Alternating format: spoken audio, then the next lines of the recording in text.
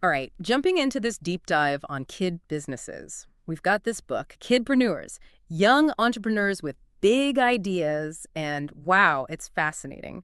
What does it really take to be a young entrepreneur these days? It's a great book. Not just surface level stuff, it gets into the nitty-gritty of starting and running a business, even as a kid. Right, and it's not just lemonade stands anymore. Did you know the first toy ever advertised on TV, Mr. Potato Head, back in '52, was marketed by a 12-year-old kid? Made a fortune that first year. Kids can be some serious entrepreneurs. That's wild. Totally challenges the idea that you need tons of experience to be successful. But his parents must have been super supportive. This kid saw an opportunity and just went for it. For sure. So let's get into it. What does this book say about what an entrepreneur even is? Well, it says right off the bat, it's not just a grown-up thing. Anyone can have that drive, that spark to start something new. But it's not all sunshine and rainbows, is it? No, definitely not. The book talks about the freedom, being your own boss, setting your own hours. But there's a responsibility too. Making decisions, handling money, dealing with tough situations sometimes. You got to be able to roll with the punches when things go wrong. So, say a kid's ready to dive in. How does this book help them come up with ideas? That's one of the best parts, actually. It encourages kids to think about what they love, what they're good at, Yeah. and then it challenges them. Like, how can you turn that into something that solves a problem? It's got to be about more than just making money, finding that purpose. Exactly. And the book gives them a framework for that. There's this Kidpreneurs Challenge where they list their talents, and it gives real-life examples. Handmade bath bombs, T-shirts, designs, dog walking, car washes, you name it. Something for everyone. Okay, so they have the idea. What's next? How do they get started for real? Well, the book breaks down the launch. Choosing a name, figuring out costs, maybe even investors, mom and dad probably. Yeah, that's where it gets real, huh? Budgets, expenses, no more playing pretend. Exactly. And this is where the ethics come in. There's this example, a kid starts a dog treat business. The book even gives you the recipe. But this kid, they use organic peanut butter, whole wheat flour, free-range eggs, more expensive stuff. But they wanted a product that's good and ethical. That's awesome. Values shaping the business right from the start. Right. And that can be a great selling point, too. Consumers are more and more conscious of where their stuff comes from. Speaking of selling, what about marketing? How do they get the word out? It's all about being creative, low-cost stuff that kids can actually do. Flyers, word of mouth, setting up shop near a community event, that kind of thing. Got to be resourceful, right? Not every kid has a marketing budget. Exactly. There are great examples of how kids can get creative. Like even with a simple lemonade stand, making a cool logo and branding can make a big difference. It's all about standing out, catching people's eye. Right. A well-designed logo can make even a small business look more professional. So we've got brainstorming, launching, marketing. What about the online world? Lots of kids are probably dreaming of making money online. Huge opportunity there. And the book dedicates a whole section to it. Selling on eBay, Etsy, even building their own websites. Building a website, that seems a bit much for a kid. Wouldn't they need to know coding and all that? Not necessarily. The book talks about these website builders that are super simple to use. More about understanding the basics of design and content than needing to be a tech whiz. Okay, that makes more sense. So Okay. what kind of advice does it give for navigating the online world safely? Big emphasis on involving parents or guardians, especially when it comes to money stuff and protecting their personal information. It also lists safe and reputable resources for young entrepreneurs. Safety first, for sure. Definitely. The book even gets into creating content, building an online presence, and using social media to promote their business. It's amazing how much things have changed. Even a lemonade stand can have a website these days. It's true. And this book equips kids with what they need to succeed in this digital world. So we've covered a lot: brainstorming, launching, marketing, the online world. But what about the ethical stuff we were talking about? It's woven throughout the entire book, actually. It's not just a separate chapter. It's part of every aspect of building and running a business. So it's about making conscious choices from the very beginning. Exactly. Like, remember that kid with the dog treats? The book uses that example to show how ethics can be a part of everything, from sourcing ingredients to setting prices. It encourages kids to think about their impact on the environment and their community, even at a young age. It's about building a business with a purpose, not just for profit. Absolutely. And that can be a big selling point. Especially younger generations, they care about businesses that align with their values. So doing good can actually be good for business, too. Precisely. And it's never too early to start thinking about these things. The book encourages kids to develop a mission statement, something that reflects their values and guides their decisions. Now, switching gears a bit, the book also talks a lot about networking. Why is that so important for young entrepreneurs, especially when they're starting out? Well, it's all about building relationships, getting advice, learning from others. And for kids, it's especially important because they often don't have the same resources and connections that adults do. Right, it's about tapping into the experience of those around them. Exactly. The book encourages them to reach out to parents, grandparents, teachers, other entrepreneurs in their community. Even simple things like setting up their lemonade stand near a garage sale, that's a way to get exposure and connect with potential customers. So it's about being proactive, putting themselves out there. Exactly. It's about building those connections and learning from people who have already done it. And the book stresses that it's an ongoing thing. Entrepreneurship is all about continuous learning, and networking is a huge part of that. But what about setbacks?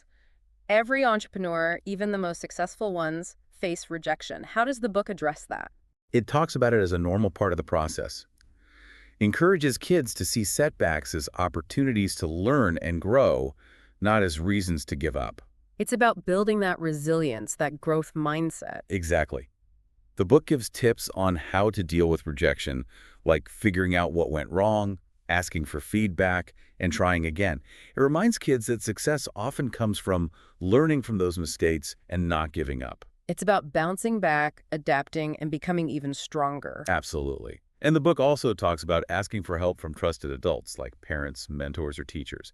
It's about building that support system so they don't have to go through it alone. Having that support can make all the difference. Definitely. And it helps them navigate the ups and downs of running a business. It's about having people to turn to for advice, encouragement, or just someone to listen when things get tough. Speaking of support, the book also mentions the importance of finding balance. Even at a young age, you need to find that balance between work and life. Such an important lesson, no matter how old you are. The book encourages kids to prioritize their well-being. Make sure they're not overdoing it, taking time for things they enjoy, whether it's friends, hobbies, or just getting enough sleep. Recognizing that burnout is real, even for kids. Exactly. And the book offers tips on time management, setting boundaries, and prioritizing self-care. Those are valuable lessons for anyone, really. It's about finding that sweet spot where you're working hard, but also taking care of yourself and enjoying life outside of the business. Absolutely. It's about creating a lifestyle that supports both your personal and professional growth. So we've covered a lot in this first part, from brainstorming ideas to the online world and even dealing with rejection. But I know the book goes deeper than that. It does. It has some incredibly inspiring stories of kidpreneurs who have actually turned their ideas into successful businesses. It shows how they've applied the ideas from the book in real life and all the amazing things they've achieved. I'm excited to hear about those stories. It's one thing to learn the concepts, but seeing how kids are actually applying them and making it work is something else. Let's dive into those stories next. They're a great example of the entrepreneurial spirit and just how much potential young people have when they're given the tools and support to follow their dreams. Let's dive into those stories. They're full of insights and show what young people can do when they're given the right support. I'm all ears. Let's hear about these kidpreneurs in action. All right, so one story that really caught my eye was about Lisa. She started a window washing business. Called it Crystal Clear Windows by Lisa. Window washing, not exactly the first thing that comes to mind, but yeah, it's a service people need. Plus, it's something a kid could definitely handle. Exactly. And what impressed me was that Lisa didn't just wing it. She did her homework. Got the right tools and supplies, professional squeegee, good window cleaner, microfiber cloths, for that sparkling finish. So she was serious about it, not just some kid with a bucket and a sponge. Right? She was all about quality. And it worked. People started talking about her, how meticulous she was, how clean the windows were. Word of mouth is gold for that kind of business. Did she do any other marketing? Oh, yeah. Made flyers and business cards, handed them out all over the neighborhood, told her family and friends, asked them to spread the word. Smart. Using her network. Definitely. Now, another story that stood out was Michael's hurt. He started a neighborhood errand service, called it Mike's Quick Delivery. That's a great idea. These days, everyone's so busy they could use an extra pair of hands. That's what Michael figured. He saw a need. People needing help with everyday stuff, like picking up dry cleaning, grabbing groceries, running errands. Like a personal concierge, but for everyday things. Exactly. And he was smart about his marketing, too. Focused on his target audience. People right there in his neighborhood. Handed out flyers, went door to door. No point in wasting time on people who wouldn't use his service. Exactly. He knew who his customers were, and he highlighted that door-to-door delivery, saving people time and hassle. Understanding your value proposition and selling it. Now, for something totally different, there's Kristen. She started a virtual assistant business, called it Ready to Assist. Virtual assistant. That sounds pretty advanced for a kid. It is. But Kristen's a computer whiz. Mm-hmm. Typing, filing, basic accounting research, she can do it all. And she realized those skills were in demand. Busy professionals could use her help. So she turned her tech skills into a business. That's amazing. It is. What's impressive is that she went all in on the online world, set up her home office, used online platforms to find clients, promoted herself on social media. A true digital native, building her business in the digital world. Exactly. It shows that you don't have to be a grown-up to be successful. If you've got skills people need and you're willing to work hard, you can build a business from anywhere. I love these stories. They're so different, so inspiring, and they show how kids are using these ideas from kidpreneurs to make things happen in all sorts of fields. They really get what it means to be an entrepreneur, and their stories have lessons for all of us no matter what we do. Like what? What are some of the big takeaways for you? Well, the biggest one is to find a problem and solve it. That's the heart of any successful business. It's about paying attention, seeing what's missing, and figuring out how to fill that gap. Exactly. Another thing is to be proactive. Take charge. These kids didn't just wait around. They saw an opportunity and went for it. They created their own success. They didn't just wish for it. Right, and they weren't afraid to ask for help when they needed it. They used their networks, got advice from mentors, learned from their mistakes. Realizing you don't have to go it alone. Yeah. Building that support system. Absolutely. And then there's that positive attitude, that can-do spirit. Every entrepreneur faces challenges. Yeah. But these kids kept going. They didn't let setbacks get them down. They embraced the whole journey, the ups and downs, and learned along the way. Exactly. Yeah. Now let's shift gears for a minute and talk about something important. Taking care of yourself. I know. I'm terrible at that. I get so focused on work, I forget to take breaks. It happens to the best of us. You get caught up in the excitement, the demands of running a business. But taking care of yourself is crucial. Because if you're burnt out and exhausted, you're not doing your best work. Exactly. And it's especially important for young entrepreneurs. They're still learning to manage their time, juggle all their commitments. So what does the book say about finding that balance? It says to make time for things you enjoy. Spending time with people you care about, doing hobbies, reading, just relaxing and recharging. Make sure there's time for fun, not just work. Right. It's about building a sustainable lifestyle, one where you can chase your dreams without burning yourself out. Finding that sweet spot where you're working hard but also enjoying life. Absolutely. Yeah. And it also talks about setting boundaries, learning to say no sometimes. It's easy to take on too much, especially when you're starting out. So be realistic about what you can handle. Protect your time and energy. Focus on what matters most. Exactly. And sometimes you just need to step away from the business for a bit. You'll come back refreshed and ready to go. So taking care of yourself actually makes you a better entrepreneur. It does. You're more focused, more productive, more creative. And that helps your business. Makes sense. Okay, let's talk about another challenge. Dealing with rejection. Yeah, that's a tough one. It's hard not to take it personally when someone says no. I get it. It stings when you put your heart into something. But rejection is part of being an entrepreneur. It happens to everyone. It doesn't mean you're not good enough or that your business isn't valuable. Exactly. It just means that particular person or opportunity wasn't a good fit. And that's okay. So how can young entrepreneurs handle rejection without getting discouraged? The book has some good advice. It says to see rejection as a chance to learn and grow. Don't focus on the no. Figure out why it happened and how to do better next time. Exactly. Turn a negative into a positive. It also talks about having a growth mindset, believing you can always learn and improve. So even when you hit a roadblock, you don't give up. You keep learning, keep pushing forward. See challenges as opportunities to grow stronger. Now let's talk about something else that's important. Building a good image and reputation. Especially online, right? What you put out there can really affect your business. Absolutely. The book talks about presenting yourself professionally, online and offline. So even if you're a kid, you need to act like you're running a real business. Exactly. Treat your customers with respect. Be reliable, trustworthy, deliver on your promises. Build a brand that people can trust. Right. And there are tips on how to do that, like dressing appropriately for meetings, using professional language. It's the little things that make a difference. And be mindful of your online presence. What you post on social media, your website, it all needs to reflect your brand and your professionalism. Don't post anything you'll regret later. Be aware of your digital footprint.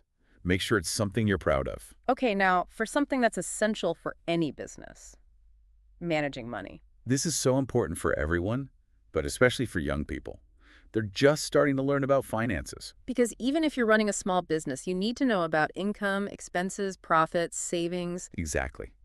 And the book explains it all in a way that's easy for kids to grasp. It talks about tracking your money, making a budget, even putting some profit aside for savings, teaching kids to be responsible with money from a young age, setting them up for success later on. Exactly. Even if they don't end up being entrepreneurs, these skills will help them make good financial decisions. Okay, before we wrap up this part, let's talk about staying positive and motivated, even when things get tough. That's something every entrepreneur deals with. Running a business is hard work. There are going to be setbacks, rejection, times when you just feel overwhelmed. Absolutely. So how do young entrepreneurs stay positive and keep going? That's the million-dollar question. Well, the book says to surround yourself with supportive people, family, friends, mentors, other kidpreneurs. Build a network of people who believe in you, people who can cheer you on and offer advice. Exactly. And celebrate your wins no matter how small they add up, and they keep you motivated. It's about recognizing your accomplishments and seeing how far you've come. And remember why you started this whole thing. Yeah. What were you passionate about? Yeah. What impact did you want to make? Staying connected to your purpose, your vision, even when things get hard. Exactly. And don't forget to have fun. Running a business should be enjoyable. If it's not, it's hard to keep going. So pick something you love, something that brings you joy. Absolutely. Now, as we move into the last part of our deep dive, I'm excited to see how all these ideas come together to empower young people and shape the future of entrepreneurship. Me too. Let's do it. All right, we're at the finish line of our Kidpreneurs deep dive. We've seen the practical steps, the inspiring stories, the importance of ethics and balance. But what's the big takeaway? What does it all mean?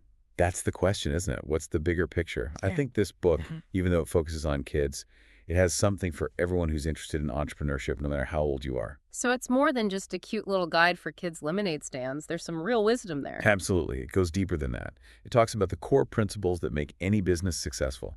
Identifying a need, creating a solution, building trust with customers, overcoming challenges. You know, it strikes me that this book doesn't just teach you how to run a business, it teaches you how to think like an entrepreneur. I totally agree. It's about fostering creativity, problem-solving, resilience, that can-do attitude. Qualities that are valuable for kids, whether they become entrepreneurs or not. So it's an investment in their future no matter what they end up doing. Exactly. Think about it. Yeah. The world is changing so fast. We need a generation that can adapt, be resourceful, think outside the box. And that's what Kidpreneurs is all about. Another thing that really resonated with me was this idea of empowering kids, letting them take ownership of their success. Such a powerful idea. And it's woven throughout the book. It's about giving kids the tools and knowledge to make their ideas a reality, to show them that their dreams are valuable and achievable. It's not about adults telling them what to do. It's about guiding them to find their passions and unlock their potential. Right. And the book is amazing at showcasing all the different kinds of businesses kids are creating these days. It's not just lemonade stands anymore. You've got kids building online empires, selling their artwork, coming up with solutions to real-world problems. So inspiring. But let's be real, not every kid who reads this book is going to become some super successful entrepreneur. Of course not. Mm-hmm. And that's not really the point.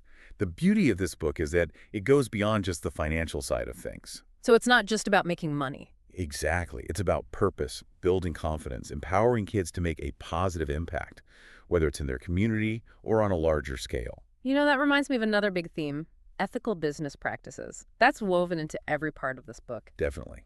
And it's so important, now more than ever. This book teaches kids that business can be a force for good. It encourages them to consider their impact on the world around them. It's about raising a generation of entrepreneurs who care about values, who make decisions that are good for everyone, not just their own profits. Absolutely. And the book gives practical advice on how to do that, from using eco-friendly products to giving back to the community. Even small actions can make a difference. And it sets a good example for all of us, no matter our age. Right. It's a reminder that ethics should be a part of every business decision, not just something we think about later. So as we wrap up, what are your final thoughts? What do you hope our listeners take away from this deep dive into kidpreneurs?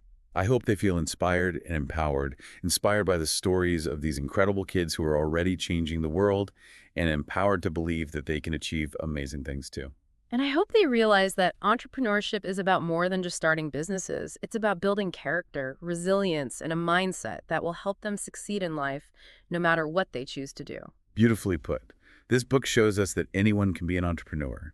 That spirit is inside all of us, just waiting to be unleashed. This has been an amazing conversation. Thanks for sharing your insights with us. My pleasure. It's been great. And to our listeners, we hope you've been inspired by these young entrepreneurs. Maybe you'll start a business of your own, or maybe you'll just find ways to support the young entrepreneurs in your life. Remember, age doesn't matter. That entrepreneurial spirit is alive and well, and the possibilities are endless. That's the perfect way to end this deep dive. Thanks for joining us.